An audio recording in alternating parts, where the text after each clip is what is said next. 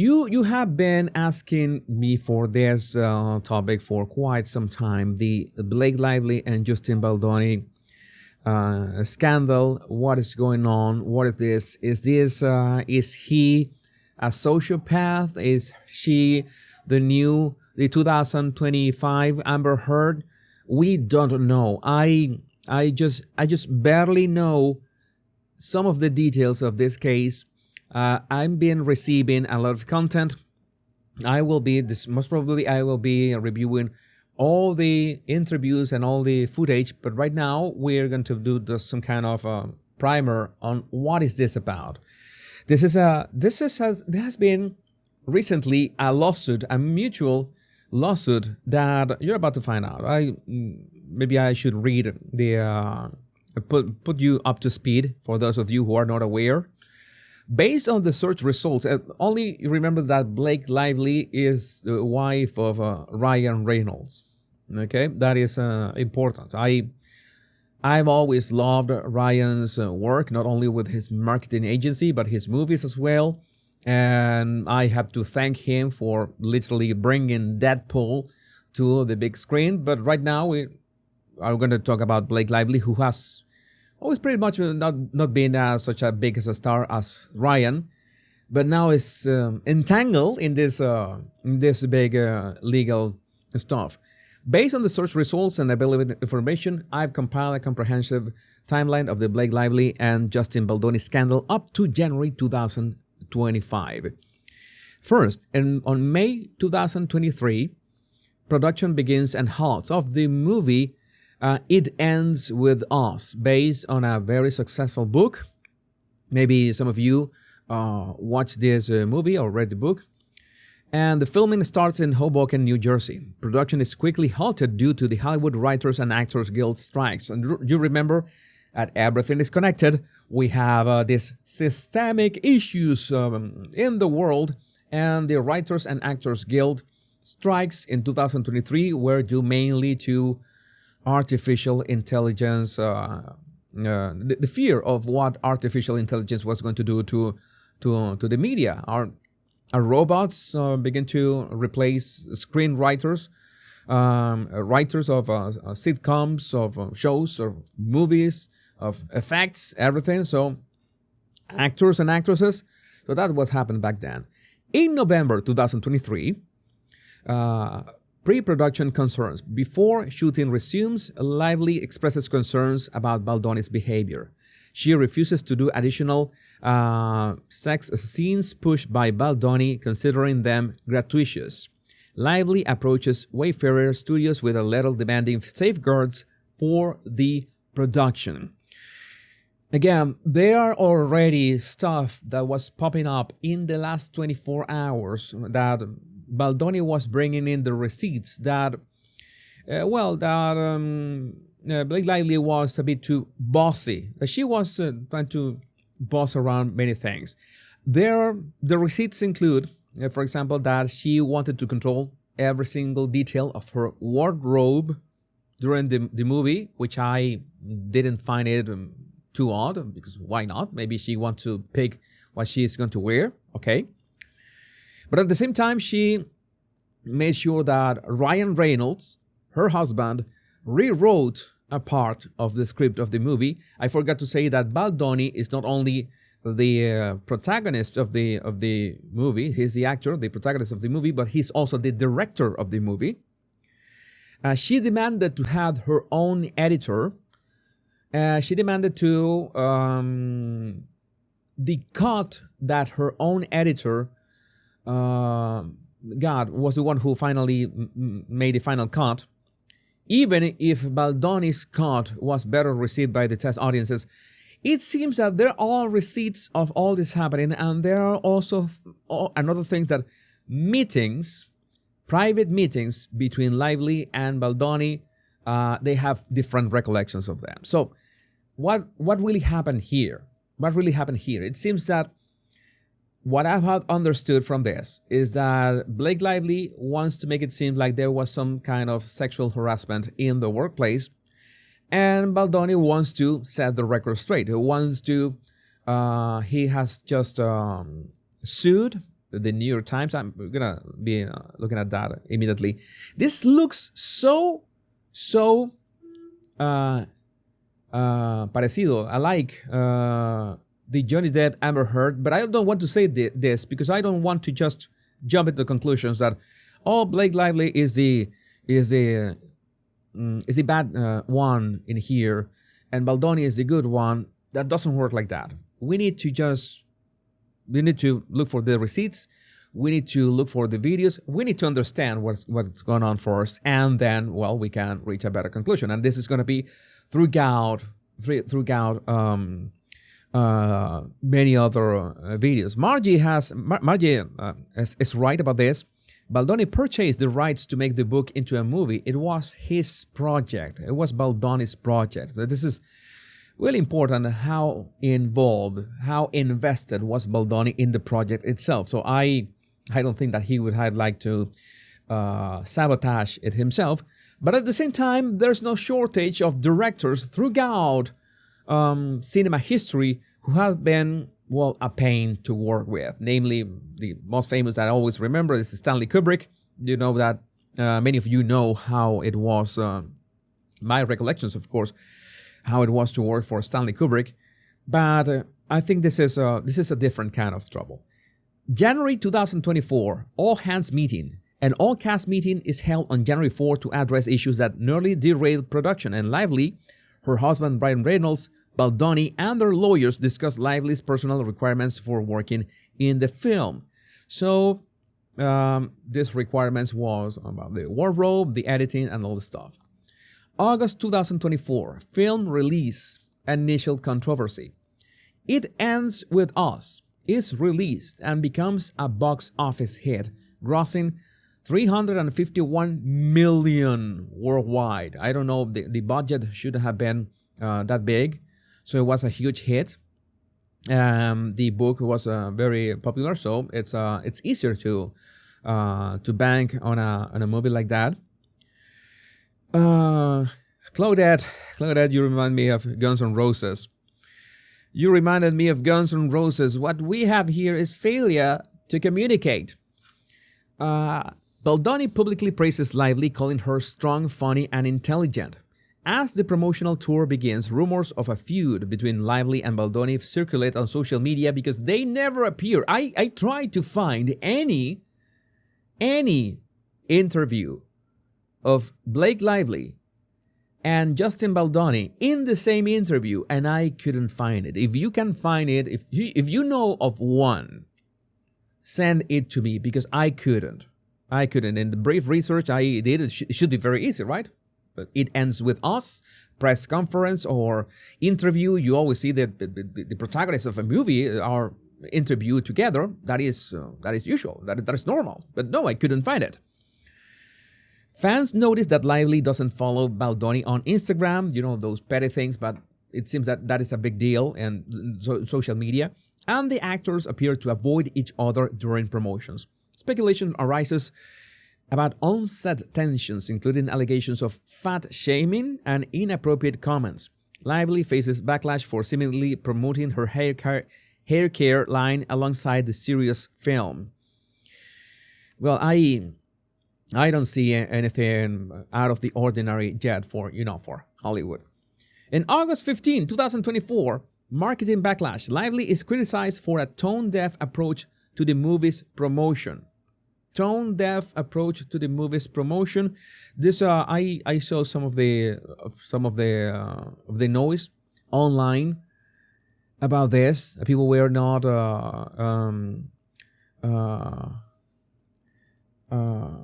wait a second. The people didn't like the way that she approached that part of the movie's promotion. And in December 20, 2024, Lively files a complaint. It was like 2 weeks ago. Lively files a complaint with California's Civil Rights Department against Baldoni and Wayfarer Studios. She alleged sexual harassment, retaliation, and emotional distress. And to make things even worse, on December 21st, Lively releases a statement hoping her legal action will expose retaliatory tactics against those who report misconduct. In January 1st, 2025, Again, all this is super, super fresh. Super fresh. Legal actions escalate. Lively officially sues Baldoni in New York federal court. And I got a super chat from Lizzie. Lizzie is around. Hello, Lizzie. This movie would have been a great opportunity to bring awareness to violence, right? To domestic violence. But Blake focused on telling the viewers to just wear pretty dresses with flowers. Cannot disagree. Baldoni and 9 other plaintiffs, including publicists, filed a $250 million lawsuit against the New York Times for libel and false light invasion of privacy. In January 2, the New York Times and Baldoni's lawyers respond to the allegations. In January 5, details emerge about Lively's lawsuit, including allegations of Baldoni sharing inappropriate videos and entering her dressing room uninvited. I'm going to tell you one thing. I think there's a rule. Remind me, what is the name of that rule? That you should not be. It's better not to be alone with a lady and without a third person and a meeting in private behind closed doors, because it's inappropriate. I think I think somebody had some kind of a rule like that you don't ride elevators with a lady. I think it was a pastor who said something like that. But having a private meeting with Blake Lively and behind closed doors, maybe it was not the best approach. Maybe you have to say, hey, maybe Ryan can be with you, maybe our attorneys can be here, but face to face, behind closed doors, not the best idea. Because at the end of the day, whatever happens is going to be each one's words against the other. Okay, so the one, whether it's the man or the woman, the one who sells himself or herself better to the public is going to come out much better. So I am not blaming Billy Graham. The Billy Graham rule. Thank you, Blue Skies. You nail it. The Billy Graham rule, in which you shouldn't ride an elevator with a single one. Well, but right now, you know that you can always have a recording. You can put your phone in recording. So many things that you can do, but it's not a good idea. Maybe you can have an office with glass windows, and you can have a conversation. And what is in that conversation? And you can have your attorneys with your meetings. That's something that is common sense. It's something that's common sense. Oh, I'm going to just say that she's a professional. She could be a professional. Everybody could be a professional here, but it's better to, common sense. Evidence should sort it out. Yeah, there was also the Mike Pence rule, Handsome Devil 13. Mike Pence said that he would never have a dinner alone with a woman that is not his wife. Mike Pence, for all that Mike Pence, all that you might think about Mike Pence, I think that is a sound rule. Sound rule. January 5, 2025, further developments. Details emerge about Lively's lawsuit, including allegations of Baldoni sharing inappropriate videos. Okay, we also say this. And January 7, just 2 days ago, Baldoni's lawyer, Brian Friedman, confirms plans to pursue legal action against Lively. Lively's attorneys released a statement condemning more attacks from Baldoni's legal team. Oh my God. So this is ongoing. One of the videos, the only video that we're gonna cover today, was shared by Nancy Sidley. Big shout out to Nancy Sidley and her coverage of the Rogers and non-Rogers. By the way, someone is definitely lying out of his or her bomb. I think it's Blake Lively. I don't want to jump to conclusions. I'm going to add the captions to this video, just in case, so we can watch that with captions. It's much better. And whatever happens whatever happens, I have to make it clear that I really haven't reviewed. This case is new to me. I haven't reviewed any of these videos. I'm trying to add them to my how to say this, to this file, to this folder. So I will this will be like an ongoing project. You will be discovering this project with me. This is contrary to what I did back in the past, that I spent like 2 weeks researching about that project. No, you will be part of this research. And this was one of the first videos. This is one of the videos that fans of Justin Baldoni says, oh, he looks like the good guy. It looks like he's the good guy. I don't want to jump to conclusions because I haven't not only known online, but met in real life people, men and women, that can be very good at pretending that they are the good guys, that they couldn't kill a fly. So I think that we should take a look at this and, well, begin a non-formal body language analysis. I'm a man, and this is a story that is told. Yeah, see, this better like this.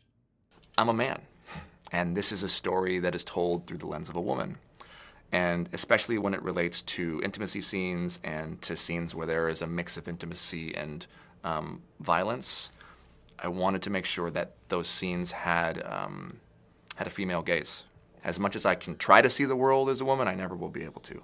And then when it came to bringing on a stunt coordinator, it was important to me that it was a woman. We brought on Lauren Shaw, and we all worked together to figure out, well, how can the intimacy of this and the violence kind of work together? How can we make sure everyone feels safe? How can we rehearse and go through the process? Blake was very involved in that and had amazing ideas and was very hands-on with the choreography of it as well. Honestly, there were many instances on set where I just let the women figure it out, and I took a step back and kind of jumped in more as an actor in those scenes than even as a director. Yeah, my understanding, haven't seen the movie, I know what is the subject matter of the movie, is that you will have a scene, so you will necessarily have scenes in which can be very physical, and you want to make it believable, right?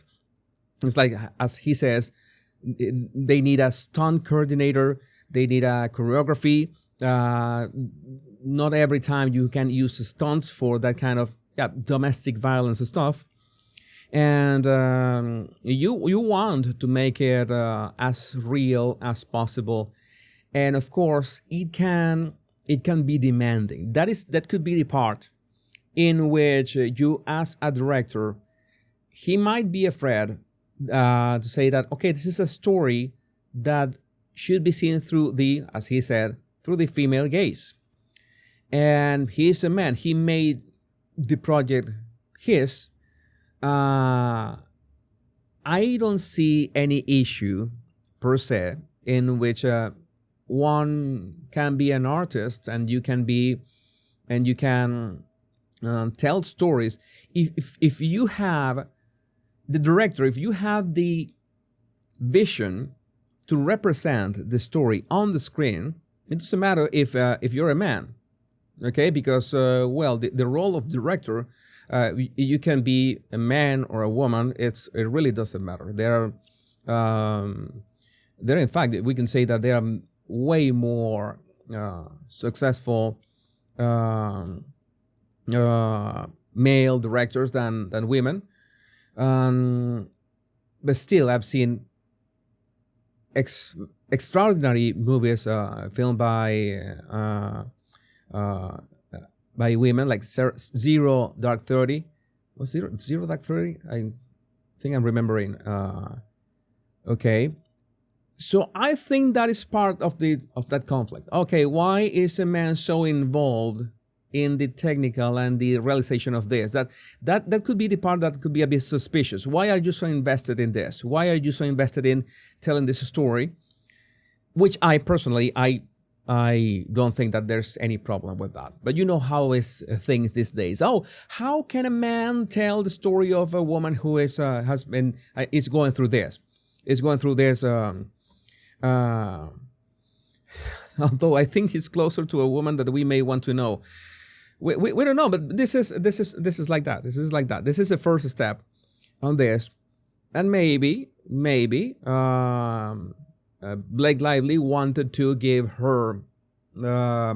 She's got a role of producer as well. This is one of the things that adds some kind of complexity to the topic, especially to the part of that I don't understand why it's such a big deal that she wanted to pick her own dresses or what he wore in the movie. Again, I am not a fashion specialist. As a producer, she might have a say on some aspects of those aspects, but you should have at the same time these specialists and delegate that in the specialists, because it's not a fashion statement. Okay, usually dresses, you use dresses to make some kind of symbolic statement throughout the movie, and that is very delicate. You need somebody to do their job. So again, this is my very first take of this topic. Most probably I will be doing following ups to this and the coming days.